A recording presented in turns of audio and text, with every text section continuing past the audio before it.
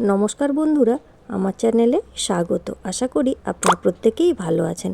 আমি আজকে আপনাদের সাথে শেয়ার করতে চলেছি একটি নিরামিষ ঘুগনির রেসিপি।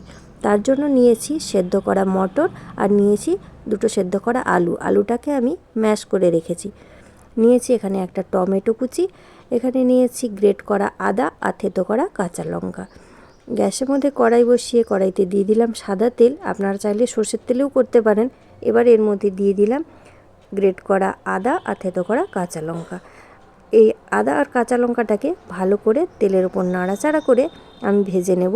গ্যাসের ফ্লেমটা কিন্তু লোতে রেখেই এটা ভাজতে হবে। এবার দিয়ে দিলাম পরিমাণ মতো হলুদের গুঁড়ো আর দিয়ে দিচ্ছি পরিমাণ মতো লাল লঙ্কার গুঁড়ো। ঝালটা আপনারা যে যার পছন্দ মতো দেবেন। এবার মশলাগুলোকে আমি লো টু মিডিয়াম ফ্লেমে ভালো করে ভেজে নিচ্ছি। এবার দিয়ে দিলাম টমেটো কুচি। টমেটোটাকেও ভালো করে মিশিয়ে নেব। টমেটো থেকে অনেকটাই জল বেরোবে, তাই দিয়ে টমেটোটা সেদ্ধ হয়ে যাবে। এবার দিয়ে দিচ্ছি পরিমাণ মতো লবণ। লবণটা কিন্তু বুঝে দিতে হবে, কেননা মটরটা যখন সেদ্ধ করি তার মধ্যেও কিন্তু আমি লবণ দিয়ে সেদ্ধ করেছিলাম। আর মটরের সাথে আমি দুটো ছোট সাইজের আলু কুচি কুচি করে কেটে সেদ্ধ করে রেখেছিলাম। মশলাটা সুন্দর ভাজা হয়ে যাওয়ার পর এবার দিয়ে দিলাম জল। আমি এখানে গরম জল দিচ্ছি। তো এই রান্নাটায় গরম জল দিয়ে রান্না করলেই বেশি ভালো লাগে। আমি সবসময় চেষ্টা করি যে কোনো রান্নাতেই কিন্তু গরম জল ব্যবহার করতে। গরম জল দিলে রান্নাটা খুব তাড়াতাড়ি হয় আর রান্নার টেস্টও কিন্তু অনেক গুণ বেড়ে যায়। তো জলটা ফুটে উঠেছে, এবার আমি দিয়ে দিলাম সেদ্ধ করে রাখা মটর। মটরটাকে ভালো করে মিশিয়ে নেব। পুরো মটরটাই ঢেলে দিলাম। আর এর সাথে বলেইছিলাম একটা আলু ছোট ছোট করে কেটে দিয়ে সেদ্ধ করেছি।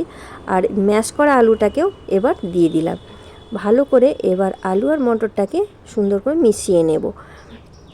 আর যখন এই নিরামিষ রান্নাটা আপনারা করবেন তখন দেখবেন খুব কম মশলাতেই কিন্তু এই রান্নাটা একদম অন্যরকম স্বাদ হয়।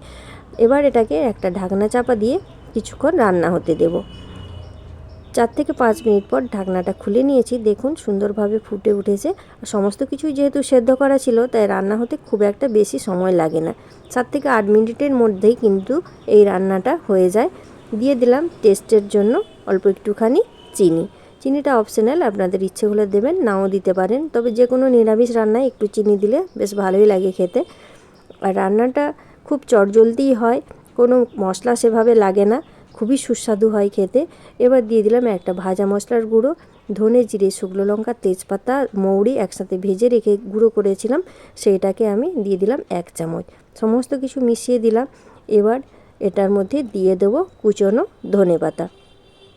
রান্নাটা কিন্তু আমার একদম রেডি হয়ে গেছে। এবার আমি এটাকে কিছুক্ষণ স্ট্যান্ডিং টাইমে রেখে সার্ভ করে দেব। যারা নতুন বন্ধু আমার চ্যানেলে ভিজিট করছেন কিন্তু আমার চ্যানেলটি সাবস্ক্রাইব করেননি, প্লিজ আপনারা আমার চ্যানেলটি সাবস্ক্রাইব করুন এবং পাশে থাকা বেল বাটনটি প্রেস করে দেন। তাহলে আমার ভিডিওগুলো আপলোড করার সাথে সাথে নোটিফিকেশান আপনাদের কাছে পৌঁছে যাবে। সবাইকে জানাই অসংখ্য ধন্যবাদ। সবাই ভালো থাকুন, সুস্থ থাকুন।